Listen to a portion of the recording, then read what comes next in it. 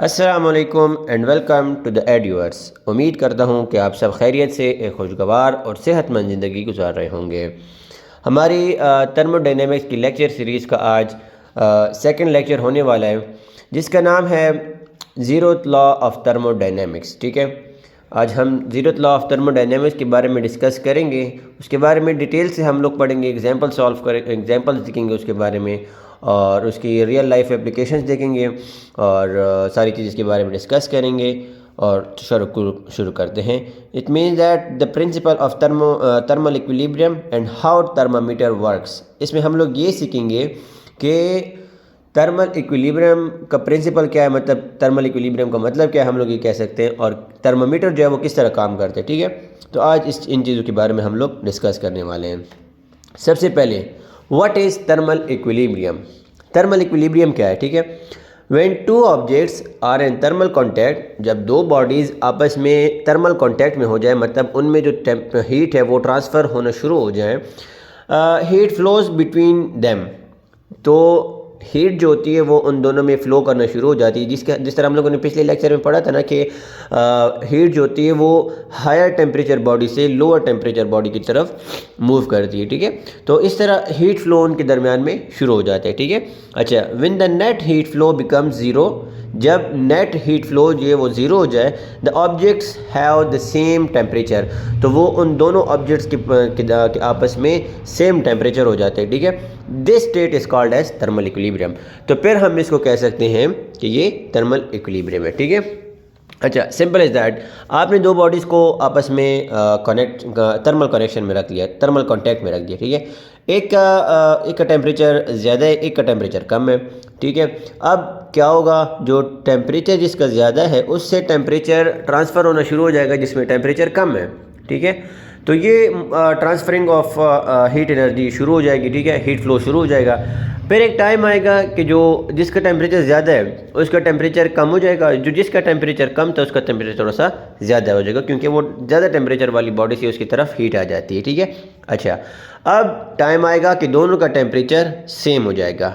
ठीक है, तो उसमें एक नेट फ्लो हमें नज़र नहीं आ रहा होगा कि यार हीट ट्रांसफ़र हो रही होती है आपस में, लेकिन नेट फ्लो हमें नज़र नहीं आ रहा होता कि यार कहाँ से ज़्यादा है, कहाँ पे है वो कम है।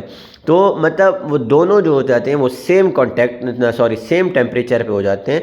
तो उस स्टेट को हम लोग कहते हैं कि these two bodies are in thermal equilibrium with one another. इस स्टेट को हम कहते हैं कि ये थर्मल इक्विलिब्रियम है। ठीक है, एक्सप्लेनेशन हम देखते हैं इसकी। Thermal equilibrium is a state of balance. It's a state of balance कि मतलब उन दोनों में टेम्परेचर बैलेंस हो जाता है। It doesn't mean heat stops moving. मैंने भी बताया ना कि इसका ये मतलब बिल्कुल भी नहीं होता कि हीट ट्रांसफ़र होना बंद हो गई, हीट ट्रांसफ़र हो रही होती है।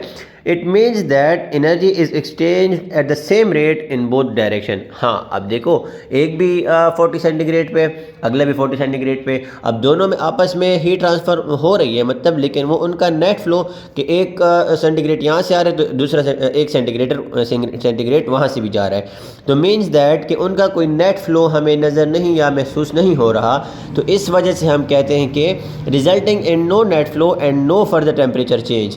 तो इसमें यही होता है कि नो नेट फ्लो नहीं हो रही होती हमारे पास, ना कोई टेम्परेचर में चेंज आ रहा होता है, तो हम कहते हैं कि ये दोनों बॉडीज़ आपस में थर्मल इक्विलिब्रियम में हो गई हैं। ठीक है, तो it was about the thermal equilibrium, definition and explanation. सही है, अच्छा, अब इंट्रोड्यूसिंग द ज़ीरोथ लॉ। अब ज़ीरोथ लॉ है क्या, इसकी स्टेटमेंट हम लोग पहले पढ़ेंगे। If two systems are each in thermal equilibrium with a third system. ठीक है, जब दो सिस्टम्स, अलग अलग सिस्टम्स, एक अगले सिस्टम के साथ थर्मल इक्विलिब्रियम में होंगे, then they are in thermal equilibrium with each other. अब मतलब क्या है इसका? फॉर एग्जांपल, ए हमारे पास थर्मल इक्विलिब्रियम है सी के साथ, और बी भी हमारे साथ एक अलग बॉडी है, वो भी थर्मल इक्विलिब्रियम में है सी के साथ। तो हम ये कह सकते हैं कि ए और बी आपस में थर्मल इक्विलिब्रियम में है। ठीक है, explanation, this seems obvious to us now. ये बहुत ही एक ऑब्वियस कह सकते हैं हम लोग की बात है, but it is profound principle. लेकिन ये एक बहुत ही प्रोफाउंड प्रिंसिपल है। इट एस्टेब्लिशेस दैट, ये क्या एस्टेब्लिश करता है, that a universal property temperature exists. ये हमें ये बता रहा होता है कि टेम्परेचर एग्जिस्ट करता है and it allow for consistent comparison, और ये हमें अलाउ करता है कंसिस्टेंट कंपैरिजन के लिए कि यार डिफरेंट बॉडीज़ की डिफरेंट टेम्परेचर को कंपेयर हम लोग कर सकते हैं, ठीक है। अच्छा, अब इसकी एग्जांपल देखेंगे। एग्जांपल आप देखेंगे तो आपको ज़ीरोथ लॉ इंशाल्लाह बहुत ही आसानी से समझ आ जाएगी। यहाँ पे आप देखें, हमारे पास फर्स्ट बॉडी है ए, फिर हमारे पास है बी, ठीक है। दरमियान में हम लोगों ने एक अलग बॉडी इंट्रोड्यूस करवा दी सी, ये हमारे पास सी है, ठीक है। अच्छा, अब if A is in equal temperature with the C, मतलब इसका भी 25 सेंटीग्रेड है, इसका भी 25 सेंटीग्रेड है, ठीक है। ये हो गया ये आपस में, ठीक है। अच्छा, अब यहाँ पे देखें, B is in equilibrium, thermal equilibrium with the same temperature with the C, B और सी भी आपस में 25 पे, तो हम ये कह सकते हैं कि अगर ए सी के साथ है इक्वल और बी सी के साथ इक्वल है, तो ए और बी जो है, मतलब ए और बी ये भी आपस में थर्मल इक्विलिब्रियम में है, ये दोनों भी इक्वल हैं। तो ये ऑब्वियस सी बात है, लेकिन इसको बहुत ही एक इसकी कुछ क्वालिटीज़, यूनिवर्सल क्वालिटीज़ की वजह से इसको पूरे के पूरा एक लॉ बनाया गया, इसको लॉ के तरह यूज़ किया जाता है। हालांकि एक बहुत ही ऑब्वियस चीज़ है, आई नो एवरीबॉडी नोज़ कि बहुत ही ऑब्वियस चीज़ है, लेकिन इसको बहुत ही एक प्रोफाउंड प्रिंसिपल की तरह इसको लिया जाता है पूरा के पूरा थर्मोडायनेमिक्स में, सही है। तो ये इसकी एग्जाम्पल थी, यहाँ से आप लोगों को बहुत ही ईजिली क्लियर हो जाएगा। अच्छा, हम अक्सर देखते हैं तो 1 से शुरू हो जाती है, 2 से शुरू हो जाती 1 से शुरू होती हैं चीज़ें ना, लेकिन अब इसको ज़ीरोथ लॉ क्यों कहते हैं, वाई द नेम, मतलब ये इसको नाम ये क्यों दिया गया, ठीक है। अच्छा, अब इसका रीज़न क्या है, the first and the second laws were discovered first. जो फर्स्ट लॉ ऑफ थर्मोडायनेमिक्स है और सेकंड लॉ ऑफ थर्मोडायनेमिक्स है, वो पहले जो है वो इंट्रोड्यूस हो गई थी, ठीक है। This law was recognized later as being even more fundamental, लेकिन सॉरी, जब वो डिस्कवर हो गई थी, वो लॉज वो बनाई गई वो लॉज तो उसके बाद जब इन्होंने इस कॉन्सेप्ट को पढ़ा तो उन्होंने कहा यार ये कॉन्सेप्ट तो उन दोनों लॉज से और भी बेसिक फंडामेंटल है, मतलब एज अ फंडामेंटल पार्ट कह सकते हैं। तो इसके बाद उन्होंने कहा कि चलो अब उनको क्या सेकंड थर्ड करना, वो उसी तरह ही, क्योंकि वो लॉ बन गई थी। लॉ बनना it's not a simple thing कि बस आप मर्ज़ी से इसको चेंज कर दें, लेकिन वो एक स्टेटमेंट्स बन गई थी, वो प्रॉपरली जो फिजिक्स की डिक्शनरीज हैं उसमें लॉ बन गई थी, तो इस वजह से उनके नाम तो नहीं चेंज हो सकते थे।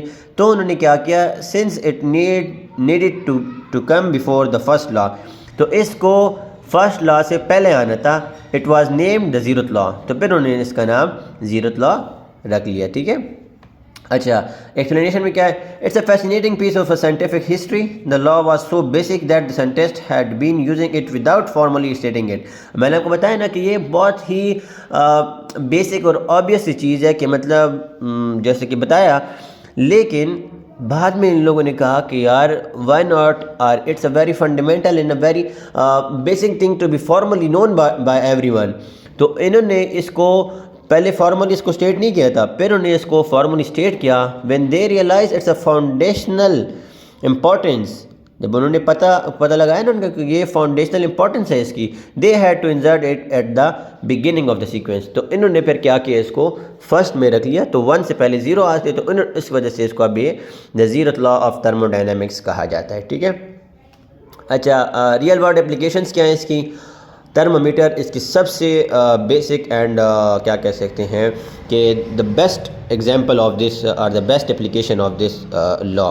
किस तरह, the third system in the zeroth law is often the thermometer. अब जो हमने को सी यूज़ किया था ना, सी थर्ड वाला सिस्टम जो हमने यूज़ किया था, वो अक्सर हमारे साथ थर्मामीटर ही होता है, ठीक है। The thermometer C reach equilibrium with the patient A, जब वो पेशेंट ए के साथ थर्मल इक्विलिब्रियम में पहुंच जाए, एंड उसके बाद फिर the thermometer C reaches equilibrium with the another patient B. जब थर्मामीटर एक पेशेंट के पास रखा, उसकी उन्होंने टेम्परेचर फाइंड आउट किया कितने, वो उसके साथ इक्विलिब्रियम में आ गया, तो वो पता लग गया। उसके बाद सेकंड वाले के पास जो अगला कोई पेशेंट था बी, उनके पास जब उन्होंने देखा कि थर्मामीटर पे सेम रीडिंग्स आ रही हैं, तो इन्होंने क्या कहा, therefore we can compare the temperature of A and B. तो फिर हम लोग उस तरीके से उसकी वजह से ए पेशेंट और बी पेशेंट का आपस में टेम्परेचर कंपेयर कर सकते हैं, ठीक है। It was the basic and it is the basic and most oftenly used example application of the zeroth law of thermodynamics. Explanation क्या है? This the practical magic of the zeroth law. The thermometer acts as a common third system that allow us to to quantitatively compare the temperature of any number of objects. ठीक है, तो ये हमें allow करता है, ये हमें हमारी लाइफ को इजी करता है। बहुत मुख्तलिफ बॉडीज़ की आपस में टेम्परेचर कंपेयरिंग के लिए हम लोग ज़ीरोथ लॉ यूज़ करके इसको हम लोग आसानी से समझ सकते हैं। ठीक है, तो इसकी काफ़ी अच्छी खासी इसकी एप्लीकेशंस हैं। समरी एंड सिग्निफिकेंस, हम लोगों ने क्या पढ़ा, इसकी क्या सिग्निफिकेंस है हमारी साइंस में या हमारी ज़िंदगी में कह सकते हैं। Defines the existence of the temperature, जैसे मैंने शुरू में आपको बताया कि इसने हमें ये बताया कि टेम्परेचर जो है वो एग्जिस्ट करता है। ठीक है, makes all temperature measurement possible, जिस किस्म की मेजरमेंट हो, टेम्परेचर की मेजरमेंट हो, वो हमारे लिए इसने पॉसिबल बनाया। Is the foundational principle for the entire field of thermodynamics, और ये एक बहुत ही बुनियादी प्रिंसिपल था पूरी की पूरी थर्मोडायनेमिक्स की फील्ड का। ठीक है, तो it is about the summary and significance of the zeroth law of thermodynamics. तो आज का हमारा लेक्चर यहाँ पे एंड हो गया। आप लोगों को किस किस्म की भी क्वेश्चन की, सजेशन की ज़रूरत हो, कहना हो, आप लोगों ने जो भी बात करनी हो, आप कमेंट करें, आप मुझे ईमेल करें, मैं आप लोगों को इंशाल्लाह आपके सवाल का जवाब ज़रूर दूँगा। और कभी भी ज़रूरत पड़े आप मुझे कांटेक्ट कर सकते हैं, सजेशन दे सकते हैं, कमेंट कर सकते हैं। Any way you want to choose for contacting me if you have any problem in the subject or any type of education related. Thank you so much for watching. अगर आपको ये video अच्छी लगी हो तो प्लीज़ इसको like करें, अपने फ्रेंड्स के साथ शेयर करें और उनको कहें कि यहाँ पे एक बहुत ही इंशाल्लाह अच्छे तरीके से मैं आप लोग को पढ़ाऊँगा। तो आप उनको कह सकते हैं कि यहाँ पे एक अच्छी कोचिंग शुरू हो गई है, आप लोग यहाँ पे ज्वाइन करें, आप लोगों को इंशाल्लाह बहुत ही फ़ायदा मिलेगा। और हाँ, सब्सक्राइब करना बिल्कुल भी ना भूलिएगा, बेल आइकन को ऑल पे सेलेक्ट कर लें ताकि मेरी जो भी वीडियो हो, जब कभी मैं अपलोड करूँ, आप लोगों के पास टाइम पे पहुँचे, आप लोग टाइम पे मुफीद हों और फ़ायदा मिले आप लोगों को। Thank you so much for watching. अल्लाह हाफिज़, खुश रहें, आबाद रहें, शाद आबाद रहें।